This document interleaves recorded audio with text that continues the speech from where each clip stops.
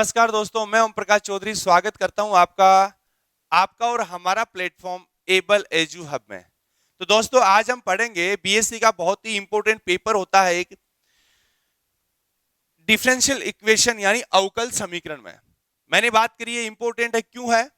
क्योंकि आपका इस पेपर का जो रोल है लाइफ में, इसके बीएससी के साथ साथ में आफ्टर बीएससी हम जब भी एमएससी करेंगे तो एमएससी के लिए एंट्रेंस एग्जाम लगती है, चाहे वो आईआईटी जेईई हो चाहे अलग अलग यूनिवर्सिटीज का एंट्रेंस एग्जाम हो। सब में इस पेपर का बहुत बड़ा रोल ये इसलिए है क्योंकि सब में क्या होता है, इससे रिलेटेड क्वेश्चंस पूछे जाते हैं, और एक नहीं दो नहीं बहुत सारे क्वेश्चन पूछे जाते हैं। मैं ये इवन इतना कहूंगा कि इस पेपर का ऑलमोस्ट 15 to 23% रोल है हर एक यूनिवर्सिटी के अंदर। ठीक है, तो जितने भी आएंगे, जितने मार्क्स का टोटल पेपर होता है उसमें बहुत सारा इसका वेटेज होता है। तो इसको पढ़ने के लिए आपको क्या करना होगा, जितना हम यहाँ से जितने लेक्चर पढ़ा रहे हैं बहुत ही अच्छे तरीके से पढ़ा रहे हैं, लाइव आके आपको जो पढ़ा रहे हैं उसमें आपको क्या करना होगा, बहुत ही अच्छे से पढ़ना है, और साथ साथ में आपको क्या करना है, अपना हैंड रिटन नोट्स होने चाहिए। क्यों?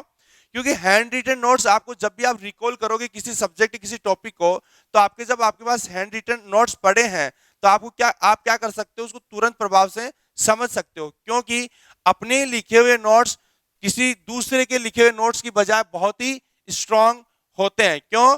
क्योंकि क्या पता दूसरा को, मैं जैसे बात करूं, एग्जांपल बात करूं, मैं लिखता हूं 5 को ऐसा लिखता हूं, ठीक है, कोई दूसरा 5 को ऐसा लिखता है, ये गलत है, लेकिन मैं अगले लिखने का तरीका है, आप किसी दूसरे नोट्स की कॉपी करोगे, क्या मतलब ऐसा?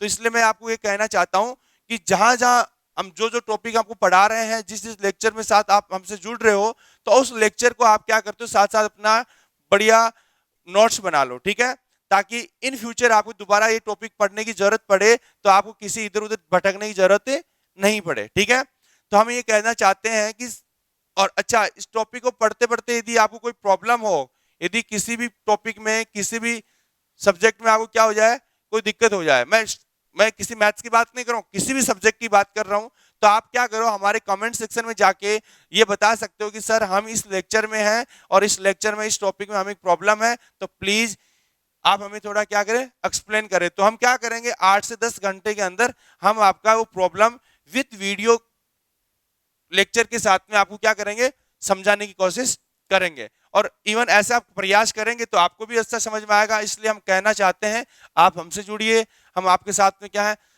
जुड़े हुए हैं, और आपकी जो प्रॉब्लम्स है उनको दूर करने के लिए हम बहुत ही सजग और तत्पर हैं। तो दोस्तों, आज हम स्टार्ट करेंगे अपना जो पेपर है डिफरेंशियल इक्वेशन। देखो, जब डिफरेंशियल इक्वेशन की बात करते हैं तो आपने 12वीं क्लास में कुछ एक छोटा मोटा अवकल समीकरण आपने पढ़ा था, जिसको हम बात करते थे, उसमें हमने पढ़ा था कि रेखिक अवकल समीकरण और बर्नौली दो तो बहुत इंपॉर्टेंट थे, और हमने ये टॉपिक पहले पढ़ लिया था। उसमें हमने डिफरेंशियल इक्वेशन की ऑर्डर और डिग्री की भी बात कर ली थी। लेकिन मैं आपको ये बताना चाहता हूं, जो आपने कक्षा 12 में पढ़ा था वो पढ़ा था आपने केवल और केवल ऑर्डिनरी डिफरेंशियल इक्वेशन यानी साधारण अवकल समीकरण। अब हम आ गए हैं कॉलेज में, तो आपको पता है कॉलेज में आने पर हमें पंख तो लगते ही हैं, तो पंख लगेंगे तो सब्जेक्ट में भी पंख लगेंगे, और सब्जेक्ट में पंख लगेंगे तो आपका डिफरेंशियल इक्वेशन कितने भागों में बट गया है, 2 भागों में बट गया है। एक तो जो आपने कक्षा 12 में पढ़ा था वो था साधारण अवकल समीकरण, और दूसरा कौन सा है, पार्शियल डिफरेंशियल इक्वेशन यानी आंशिक अवकल समीकरण। ठीक है, अब दोनों में डिफरेंस क्या होता है हम बात करेंगे। उससे पहले हम छोटी सी बात जो हमने कक्षा 12 में पढ़ा उसको हम क्या करेंगे, रिकॉल करेंगे।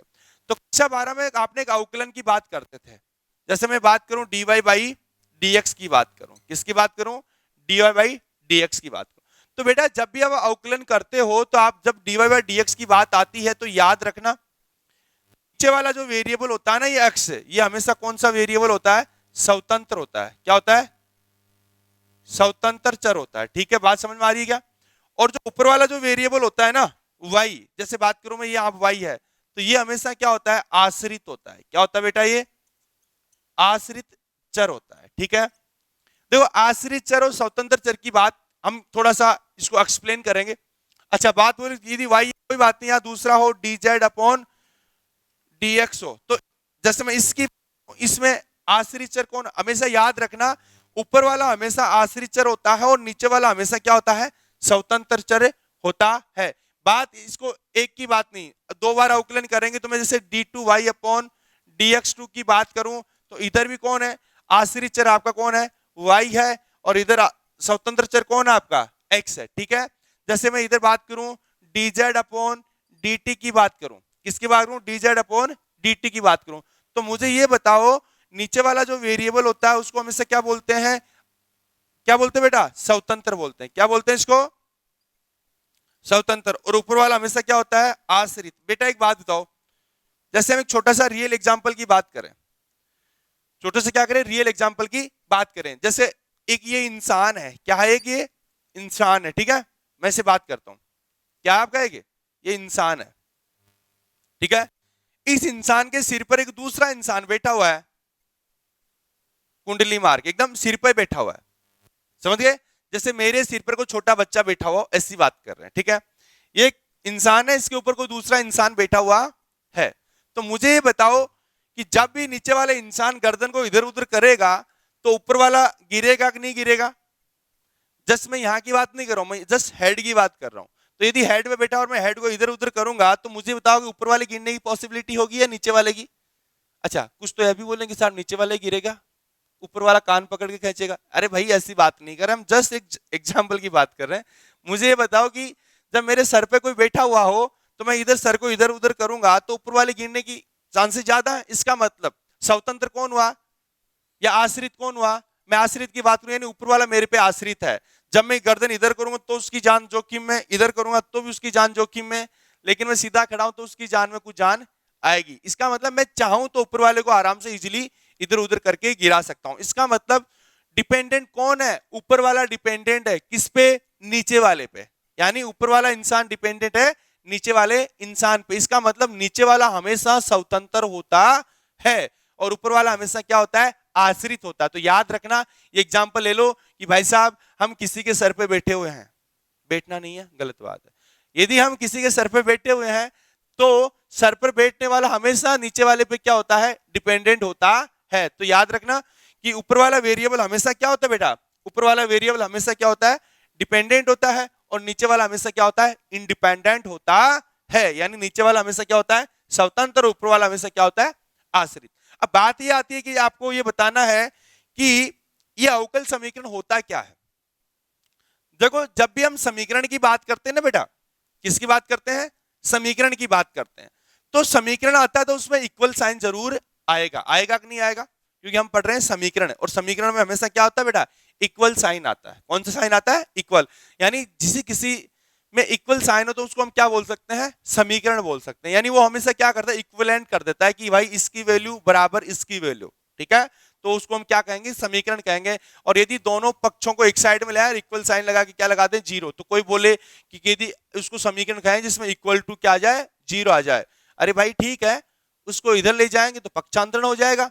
बात समझ, जैसे आप कोई बोलते कि साहब 5x² प्लस का 3x प्लस का 2 इक्वल टू जीरो, समीकरण है, बिल्कुल समीकरण मान लिया आपने, परिभाषा बोली जिसमें इक्वल टू जीरो साइन आए, इक्वल टू जीरो आए तो वो हमेशा क्या हो जाएगा, साइन की बात नहीं, तो इक्वल साइन आए और इक्वल क्या है, जीरो आए, ठीक है, तो उसको हम समीकरण कहते हैं। अरे भाई आपने जो लिखा है इसको मैं थोड़ा और एक्सप्लेन करके लिखूं, मैं इसको थोड़ा और एक्सप्लेन करके लिखूं तो मैं लिख दूं x² 3x माइनस का 2, क्या ये समीकरण नहीं है, समीकरण है।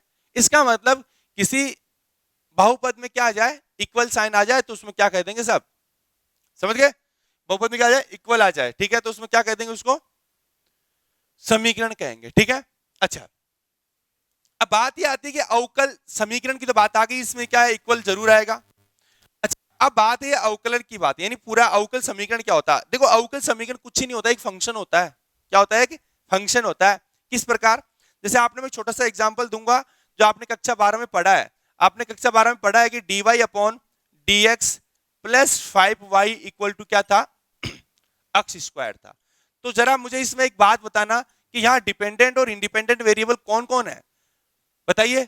मैंने बोला कि ऊपर वाला हमेशा आश्रित होता है, ऊपर वाला हमेशा आश्रित यानी डिपेंडेंट होता है किस पे, नीचे वाले पे। इसका मतलब हुआ कि भाई साहब ये हमेशा क्या है, आश्रित है, यानी क्या है, डिपेंडेंट है। क्या है बेटा, ये डिपेंडेंट,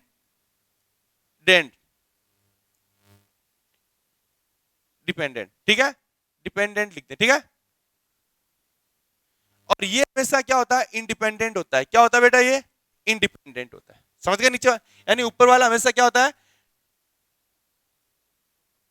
ठीक है, और नीचे वाला हमेशा, स्पेलिंग में को ऊपर नीचे देख लेना, नीचे वाला हमेशा क्या होगा, इंडिपेंडेंट होगा। ठीक है, अच्छा मैं एक छोटी सी बात ये कहता हूं, यानी कहने का मतलब एक्स आपका कौन सा वेरिएबल है, इंडिपेंडेंट वेरिएबल, और वाई हमेशा कौन सा आपका डिपेंडेंट वेरिएबल है। यदि आपने एक अवकल समीकरण लिखी, उस अवकल समीकरण में क्या था, डिपेंडेंट वेरिएबल भी था। भाई ये समीकरण है, इसमें डिपेंडेंट वेरिएबल भी है, इंडिपेंडेंट वेरिएबल भी है, और आपको पता है इनका क्या है, अवकलज भी है। क्या है, इनका अवकलज भी है। तो मैं क्या कहता हूं, यानी आपका जो अवकल समीकरण एक ऐसा फंक्शन होता है, उस फंक्शन में डिपेंडेंट वेरिएबल भी होता है, इंडिपेंडेंट वेरिएबल भी होता है, इनके अवकलज भी होते हैं, और उनके हायर अवकलज भी होते हैं। बात को समझ में आ रही है क्या?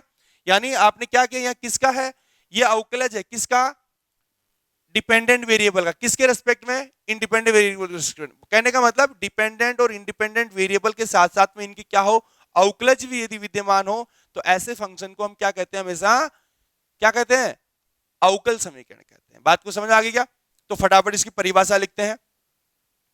अवकल समीकरण एक ऐसा फलन होता है जिसमें डिपेंडेंट वेरिएबल, इंडिपेंडेंट वेरिएबल और इनके अवकलज विद्यमान होते हैं। तो लिखो पहले परिभाषा,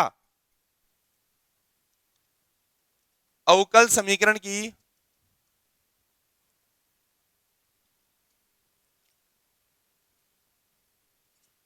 परिभाषा। अवकल समीकरण एक ऐसा फलन होता है, अवकल समीकरण एक ऐसा फलन होता है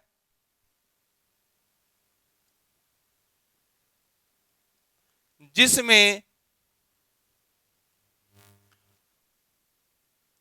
आश्रित यानी डिपेंडेंट वेरिएबल, आश्रित चर, इंडिपेंडेंट वेरिएबल यानी अनाश्रित चर, एंड इट्स डेरिवेटिव तथा इनके अवकलज व इनके उच्च अवकलज विद्यमान होते हैं। तो आप ये इतना भी लिख सकते हो, तथा इनके अवकलज। कुछ लोग अंडरस्टूड होते हैं कि अवकलज का मतलब कोई आपने एक डिग्री की बात नहीं करी है, या वन ऑर्डर की बात नहीं करी, इसके हायर ऑर्डर्स की भी बात करें। तो कुछ अंडरस्टूड तो ये समझ आते हैं कि हाँ इनके अवकलज की बात करें, कोई बात नहीं, ठीक है। और कुछ बोले कि इनका अवकलज क्या सिंगल ही, नहीं भाई और भी। तो मैं दोनों चीजें लिख रहा हूं, ठीक है। तो इनके अवकलज यहां कोष्टक में लिख दो,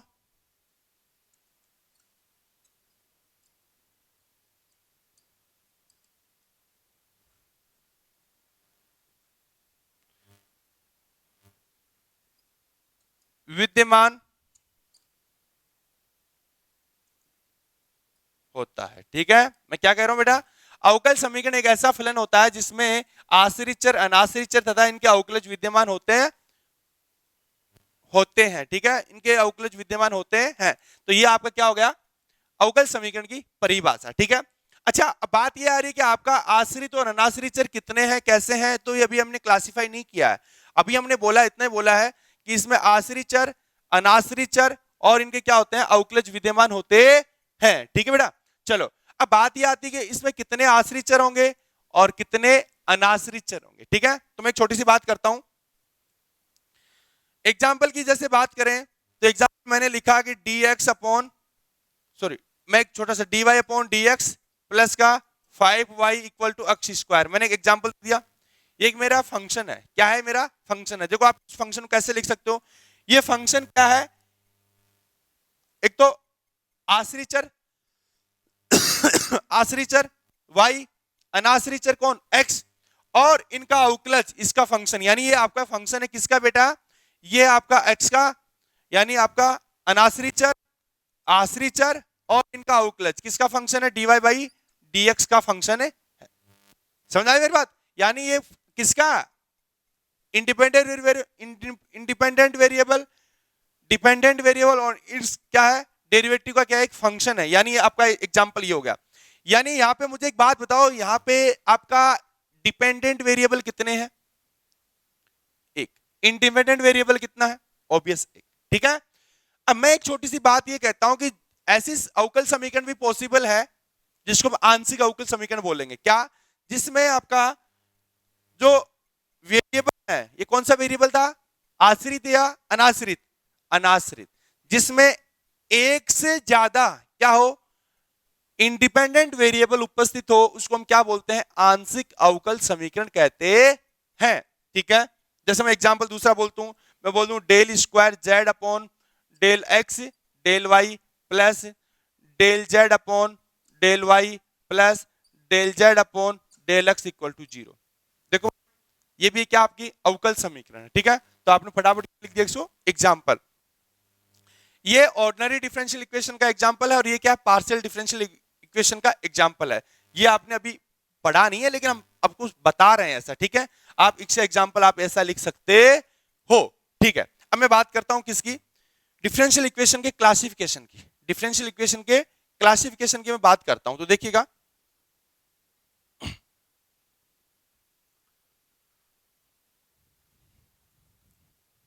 बेटा, साथ साथ में नोट्स होने चाहिए आपके। ठीक है, यदि नोट्स आपके बढ़िया साथ साथ में आप बना रहे हो ना, तो फिर आपको कोई भी रोकने वाला नहीं है। बहुत अच्छे आप मार्क्स ला सकते हो। देखो मार्क्स तो लाने ही लाने हैं, लेकिन उसके साथ में आपको कॉन्सेप्ट भी बहुत अच्छे से पढ़ने हैं। देखो ये वीडियो क्वालिटीज यदि आपको साथ में मिल रही है, तो आप एक वीडियो को बहुत अच्छे से पढ़ के या बहुत अच्छे से उसमें नोट्स बना के आप क्या कर सकते हो? उसको बहुत अच्छी क्वालिटी आप गेन कर सकते हो अपने एजुकेशन की। ठीक है, तो देखना, अब बात करते हैं अवकल समीकरण के प्रकार। देखो अवकल समीकरण के प्रकार, जब प्रकार को हम दो भागों में बांटेंगे। एक ऑर्डिनरी डिफरेंशियल इक्वेशन। कौन सी differential equation? Ordinary differential equation. इसको हम बोलते हैं कौन सी? साधारण अवकल समीकरण।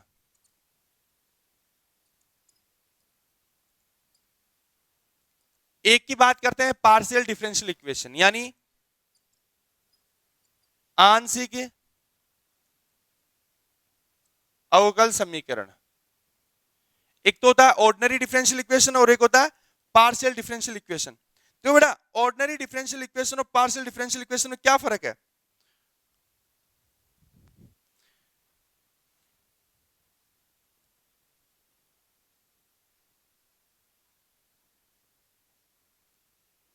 ठीक है,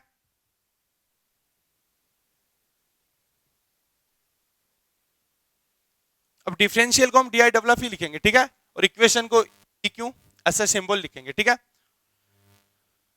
अच्छा मैं बात करता हूं कि ऑर्डिनरी डिफरेंशियल इक्वेशन में क्या फर्क होता है और आंशिक अवकल समीकरण में क्या फर्क होता है। ठीक है, यानी ऑर्डिनरी और पार्शियल में डिफरेंस क्या होता है? देखो बेटा बात ये है, फर्क ये होता है, ऑर्डिनरी डिफरेंशियल इक्वेशन में हमेशा जो आपका इंडिपेंडेंट वेरिएबल होता है वो ऑलवेज कितना होता है? एक होता है। तो मैं इसमें क्या लिख दूं? इसमें केवल एक ही स्वतंत्र यानी अनाश्रित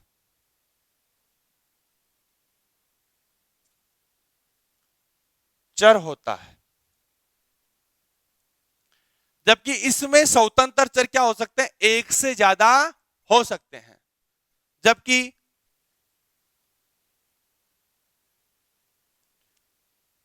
इसमें, इसकी बात करो बेटा, इसमें स्वतंत्र या अनाश्रित चर एक से क्या होते हैं बेटा? ज्यादा होते। इसकी एग्जांपल की बात करूं बेटा, इसका एग्जांपल मैं क्या लिख दूं? वही जो पहले लिखा था, d y by d x plus 5y equal to x square की बात करूं। ठीक है, इसमें डिपेंडेंट वेरिएबल कितना है? y है, और इंडिपेंडेंट वेरिएबल कौन है? x है, यानी इसमें इंडिपेंडेंट वेरिएबल ओनली और ओनली कौन है? एक ही है। इसकी बात करूं, वही एग्जांपल ले लें, d two z upon d x d y del y plus del z upon del y plus del square z upon del x square equal to 0। देखो बेटा इसमें अभी जो इसकी एग्जांपल है, इसमें मुझे बताओ आश्रित चर कितने हैं? जेड। और इंडिपेंडेंट कितने हैं? इंडिपेंडेंट नहीं, स्वतंत्र कितने, एक्स और वाई, यानी हमेशा नीचे वाले क्या होते हैं बेटा, स्वतंत्र चर होते हैं। तो यानी ऑर्डिनरी डिफरेंशियल इक्वेशन क्या होता है, ऐसा अवकल समीकरण जिसमें क्या हो, केवल और केवल एक ही स्वतंत्र चर हो, उसको हम क्या बोलते हैं, साधारण अवकल समीकरण बोलते हैं। और आंशिक अवकल समीकरण किसको कहेंगे, ऐसे अवकल समीकरण जिसमें क्या हो, एक से ज्यादा क्या हो, स्वतंत्र चर हो। यानी इसमें स्वतंत्र चर क्या होते हैं बेटा, एक से ज्यादा होते हैं। चलो ये तो आगे आपकी बात, अवकल समीकरण के प्रकार की बात करते हैं। अब देखो अवकल समीकरण प्रकार से करने के लिए हम आज जो अपना पहला इसमें जो कुछ लेक्चर पढ़ेंगे, यानी पहले हम क्या पढ़ेंगे, ऑर्डिनरी डिफरेंशियल इक्वेशन की बात करेंगे। किसकी बात करेंगे, ऑर्डिनरी डिफरेंशियल इक्वेशन की बात करेंगे। और फिर हम किसकी बात करेंगे लास्ट में, आंशिक अवकल समीकरण की बात करेंगे। तो पहले हमारे जो कितने यूनिट है, ऑलमोस्ट कितने यूनिट है इसके, 4 यूनिट है, जो किसकी है, साधारण अवकल समीकरण की है। और आंशिक अवकल समीकरण की जो 1 यूनिट है उसको हम क्या करेंगे, लास्ट में करेंगे। ठीक है बेटा, चलो तो सबसे पहले हेडिंग डालते हैं साधारण अवकल समीकरण। तो उसकी परिभाषा लिखो,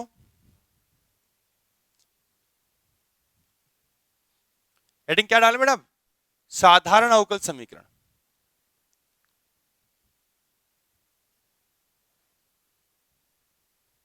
देखिएगा, तो साधारण अवकल समीकरण की बात करें,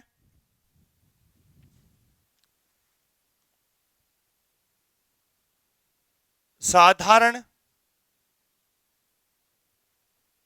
अवकल समीकरण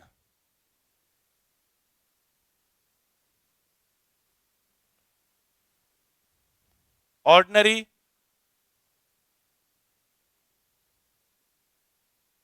इक्वेशन। ठीक है बेटे, बात करेंगे। देखो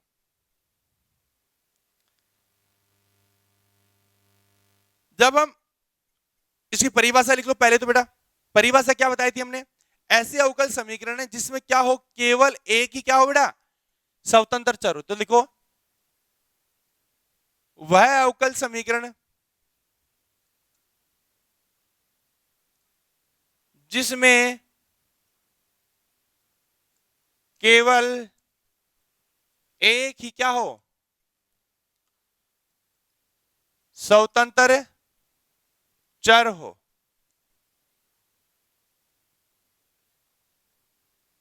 साधारण अवकल समीकरण कहलाती है। बात समझ आ गई, ऐसी अवकल समीकरण जिसमें क्या हो, केवल और केवल एक ही क्या हो, साधारण चर हो, साधारण जिसमें केवल एक ही क्या हो, स्वतंत्र चर हो, उसको क्या कहते हैं, साधारण अवकल समीकरण कहते हैं। अब बात यह आती है कि साधारण अवकल समीकरण की कोटि व उसकी घात क्या होता है। ठीक है, तो फटाफट हेडिंग डालो। अब देखो मैं बार बार साधारण अवकल समीकरण की बात नहीं करूंगा, मैं किसी बार बार साधारण अवकल समीकरण की बात नहीं करूंगा, क्योंकि आप अंडरस्टूड हो जाना कि हम जब भी मैं अवकल समीकरण बात करूं तो अभी भी क्या करूंगा, चार लगातार 4 यूनिट में क्या करूंगा, ओनली और ओनली हम बात करेंगे साधारण अवकल समीकरण की बात करेंगे। ठीक है, तो अब हमारा जब यहां से स्टार्ट हो जाता है यूनिट नंबर 1। ठीक है, लास्ट में हम आपको फिर से बता देंगे, वीडियोज में बता देंगे साहब इतने लेक्चर्स तक इतना यूनिट है, इतने लेक्चर्स तक इतना यूनिट है, इतने लेक्चर्स तक इतना यूनिट है। ठीक है, तो आप वो लास्ट में आपको बता दिया जाएगा। लेकिन अभी आप एक बार यूनिटी पे फोकस मत करो, अभी आप फोकस करो कि जो आपको जो बेसिक नीड है डिफरेंशियल इक्वेशंस की, वो कहां से निकल रही है और कैसे इसको हम आगे समझें। इसलिए आप उसको कॉन्सेप्ट पे आप क्या करो, फोकस करने की कोशिश करो। लास्ट टाइम में आपको देखो बात ये है, नंबर बनाना, नंबर बना लेंगे, मैं कहता हूं, मैं आपको भरोसा दिलाता हूं नंबर आ जाएंगे। हम आपको ऐसा कंटेंट देंगे लास्ट में, आपको मतलब एग्जाम के 1 महीने पहले तक इस तरीके का कंटेंट देंगे कि आप बोलोगे हाँ सर बहुत अच्छा हुआ, पूरे क्वेश्चन ऐसे ही मिल गए। हम आपको कुछ प्रैक्टिस शीट वगैरह ऐसे टाइम टाइम पे देते रहेंगे।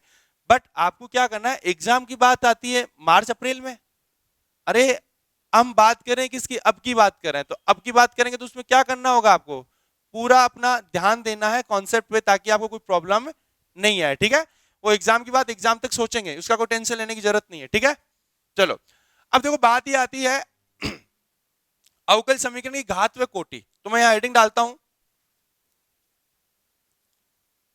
अवकल समीकरण की घात व कोटि। हम बोलते हैं order and degree of differential equation की किसी बात करें बेटा, order and degree of differential equation. ठीक है बेटा, ऑर्डर एंड डिग्री। देखो ऑर्डर और डिग्री की बात आती है तो ये होता क्या कॉन्सेप्ट है। पहली बात मैं ऑर्डर की बात करता हूं। किसकी बात करता हूं बेटा? पहले कोटि की बात करता हूं, ऑर्डर की बात करता हूं। ठीक है बेटा,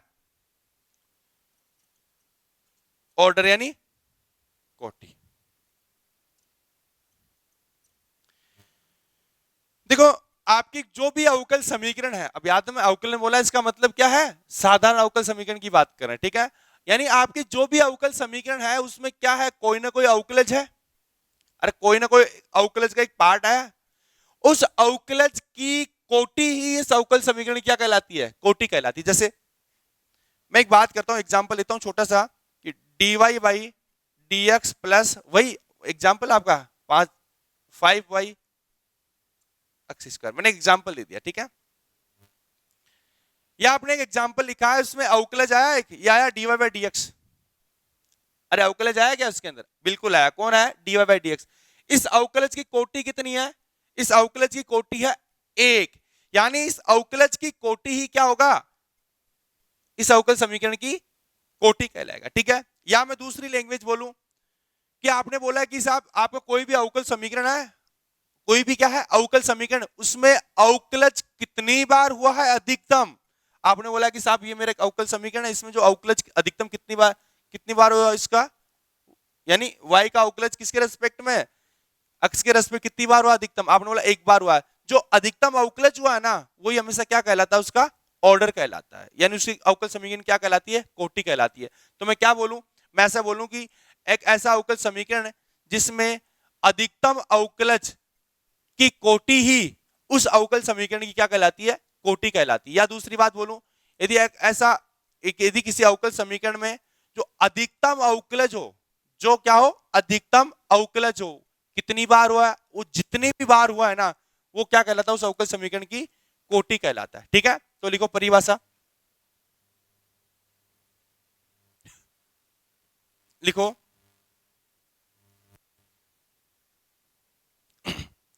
किसी अवकल समीकरण में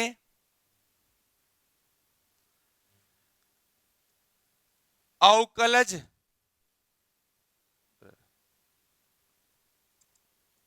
की कोटि ही उस अवकल समीकरण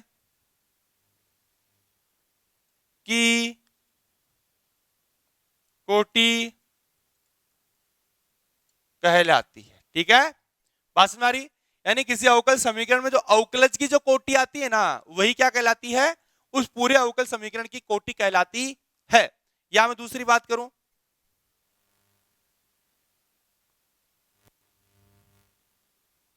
मैं इसको एक छोटा सा बात करूं या अधिकतम बोल दूं, अधिकतम यानी मैक्सिमम अवकलज की कोटि।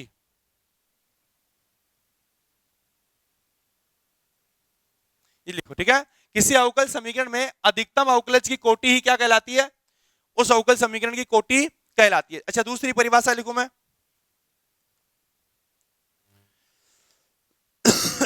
लिखो किसी अवकल समीकरण में किसी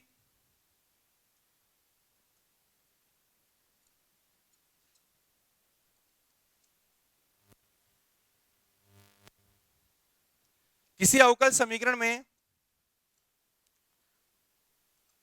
अनाश्रित, सॉरी, अवकल समीकरण में आश्रित चर का अधिकतम अवकलज ही अधिकतम अवकलज ही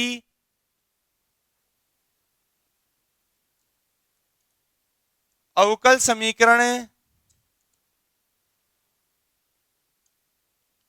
कोटि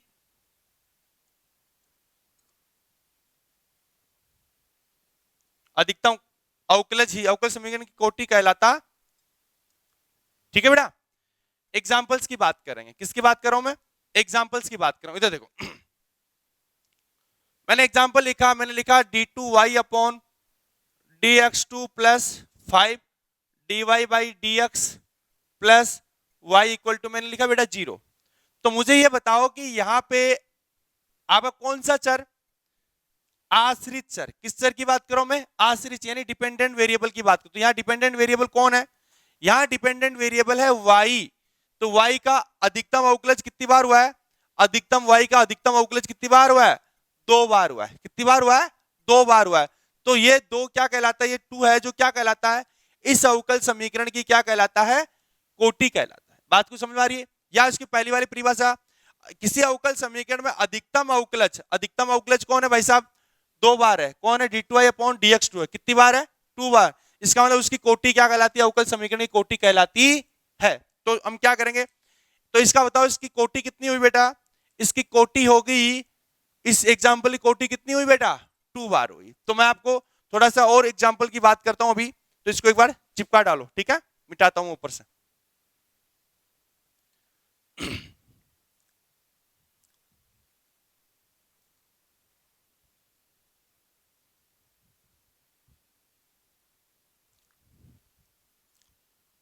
देखिएगा, दूसरी की बात करते हैं।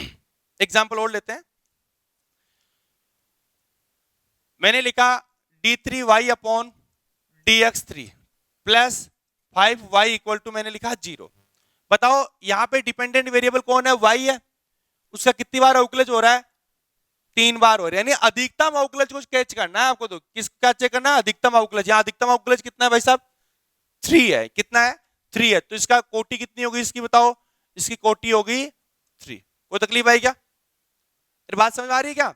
चलो इसका छोटा सा example.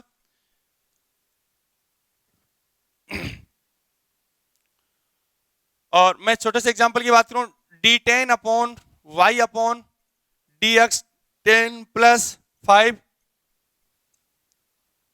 y upon dx 5 plus y equal to 0।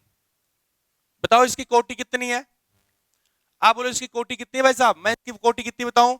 आपने बोला इसका अधिकतम अवकलज कितनी बार है, मैंने बोला इसका अधिकतम अवकलज 10 टाइम है। कितनी टाइम है भाई, 10 टाइम है। इसका मतलब क्या, उसकी कोटि कितनी होगी बेटा जी, इसकी कोटि होगी s। कोई तकलीफ है क्या। यानी किसी अवकलज में जो अधिकतम अवकलज आता है ना, अधिकतम अवकलज ये है, ये अधिकतम अवकलज यही है। तो इसकी कोटि कितनी है भाई साहब, इसकी कोटि है 10। यानी इसकी कोटि इस पूरे अवकल समीकरण की क्या होगी, कोटि होगी। यानी अधिकतम अवकलज की जो कोटि होगी ना, वो इस पूरे अवकल समीकरण की कोटि होगी। अब देखो दूसरी बात, अब आती है किसी अवकल समीकरण की घात क्या होती है, किसी अवकल समीकरण की घात क्या होती है, तो उसकी बात करते हैं। तो कोटि लिखा, आप क्या लिखेंगे, घात लिखेंगे।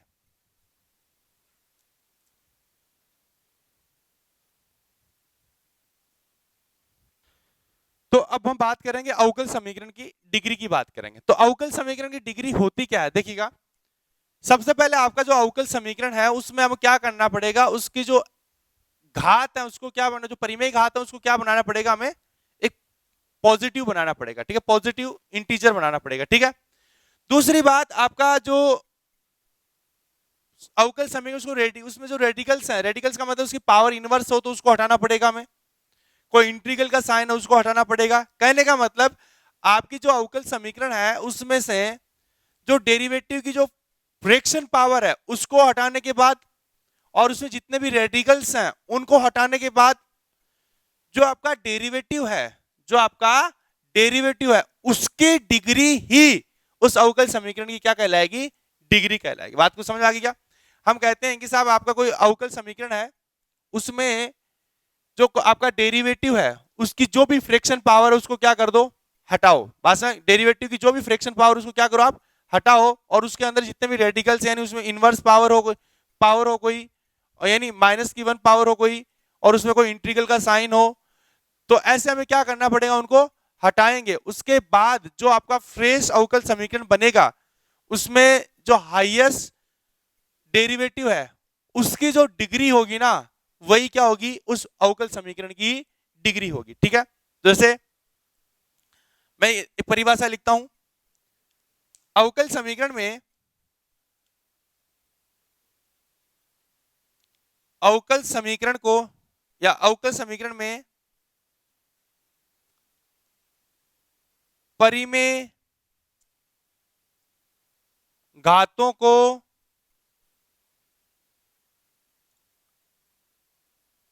हटाने एवं अवकल समीकरण को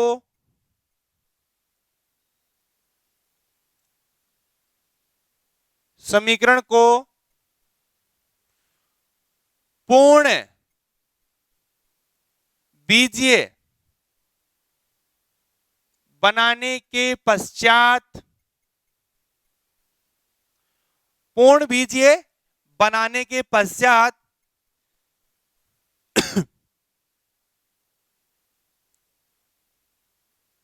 इस बनाने के पश्चात जो अवकल समीकरण प्राप्त होगी, यानी इस बनाने के पश्चात प्राप्त अवकल समीकरण में अधिकतम अवकलज की घात ही अवकल समीकरण की घात कहलाती है। बात को समझ में आ रही है? यानी अवकल समीकरण में परिमेय घातों को हटाने एवं अवकल समीकरण को क्या बनाने पर पूर्ण बीजीय, ठीक है। यानी मैं अवकल समीकरण में क्या करेंगे,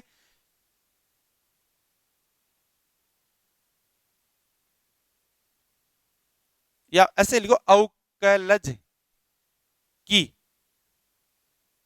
ऐसे लिखो अवकलज की परिमेय घातों को हटाने एवं अवकल समीकरण को पूर्ण बीजीय बनाने के पश्चात प्राप्त अवकल समीकरण में जो अधिकतम अवकलज है उसकी घात क्या कहलाएगी, इस अवकल समीकरण की घात कहलाएगी। ठीक है बेटा।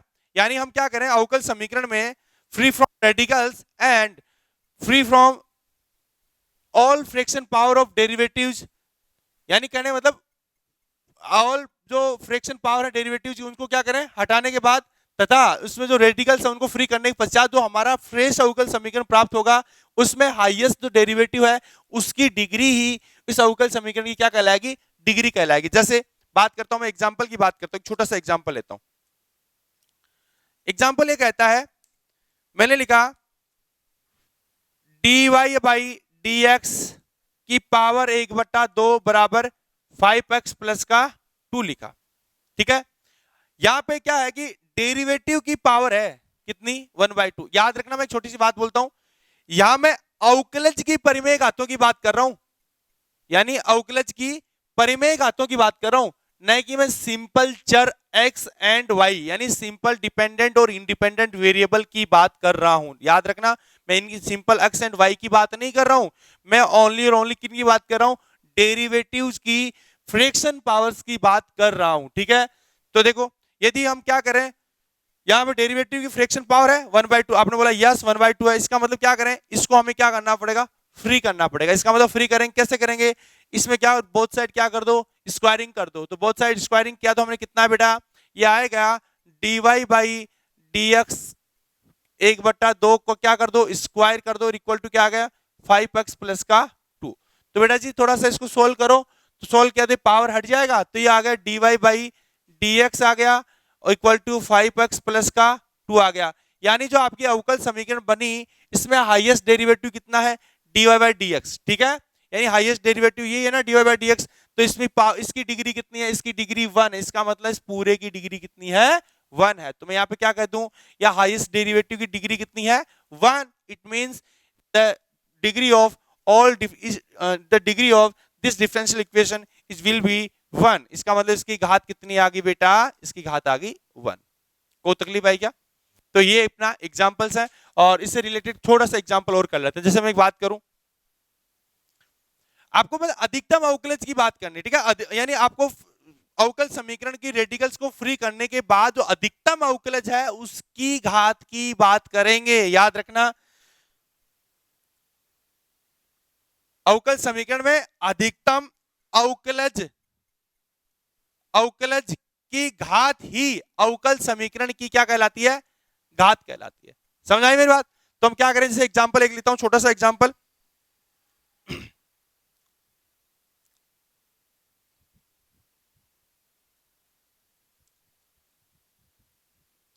देखिएगा,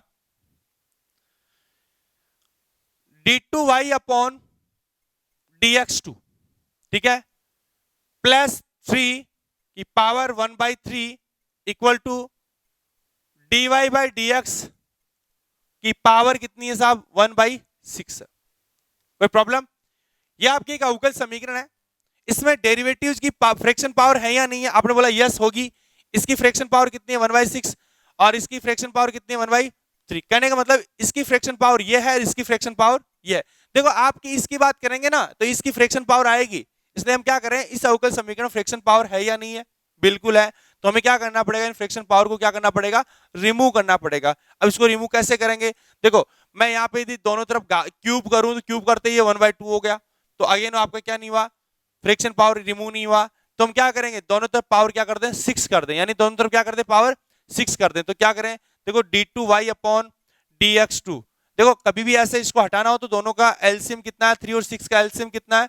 3 और 6 का एलसीएम हमारे पास ओनली 6। इसका मतलब जो एलसीएम आता है ना उसको हमें क्या कर दो, दोनों तरफ पावर लगा दो। तो क्या हुआ, प्लस का 3 की पावर कितना बेटा? 6/3 equal to dy by dx, और हमें क्या करना पड़ेगा? पावर 6/6। कहने का मतलब यहाँ पावर आ रहा है लेकिन वो क्या आ रहा है? पॉजिटिव इंटीजर आ रहा है। क्या आ रहा है? पॉजिटिव इंटीजर आ रहा है। इसका मतलब कितना हुआ बेटा? d2y अपॉन dx2 प्लस 3 का होल स्क्वायर। ठीक है बेटा,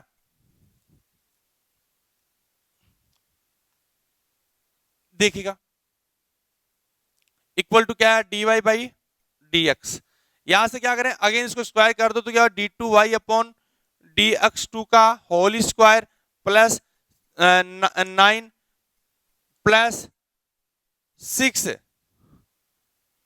d2y अपॉन dx2 बराबर क्या हुआ? dy by dx। ये बात समझ आ गया?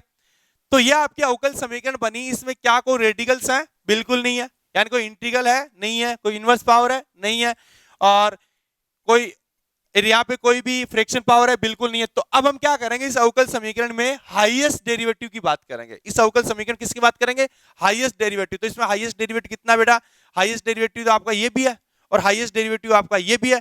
इन हाईएस्ट डेरिवेटिव में क्या करेंगे, हाईएस्ट डेरिवेटिव ये आ गया ना। अब इसकी घात कितनी है? घात क्या होता है? आपने बोला साहब इसकी घात तो 1 है, इसकी घात कितनी है? 2 है। बात समझ आ रही है ना? मैं इसकी पावर कितनी है? 1 है, इसकी पावर कितनी है? 2। तो हम क्या करेंगे, किसको क्यों चूज करेंगे? मैक्सिमम को चूज करते हैं। यानी किसी भी डेरिवेटिव की घात ये होती है, डिग्री ये होती है उसकी हाईएस्ट, यानी उसकी मैक्सिमम पावर होती है ना, वो इसकी क्या कहलाती है? उसकी डिग्री कहलाती है। इसका मतलब यहाँ पे डिग्री कितनी आई इसकी, यानी हाईएस्ट डेरिवेटिव कितना? 2 है, d2 अपॉन dx2, यानी डेरिवेटिव 2 बार है ना अवकलज। इसका मतलब ये आपका हाईएस्ट डेरिवेटिव है। तो इसकी डिग्री कितनी हुई? इधर इसकी पावर 2 है, इसकी पावर कितनी है? 1।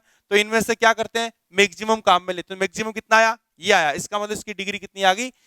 इस डेरिवेटिव की डिग्री कितनी है? 2 है। इसका मतलब क्या करेंगे, पूरे अवकल समीकरण की डिग्री कितनी है? 2। ये तो है थोड़ा सा किसके तरीके से, मैथमेटिक तरीके से। हम पढ़ेंगे और ट्रिक्स के तरीके से। किसके तरीके से पढ़ेंगे? ट्रिक्स के तरीके से, बस वो याद रखना है। चलो अब मिलेंगे हम नेक्स्ट लेक्चर में, तब तक के लिए जय हिंद, जय भारत, और ये करते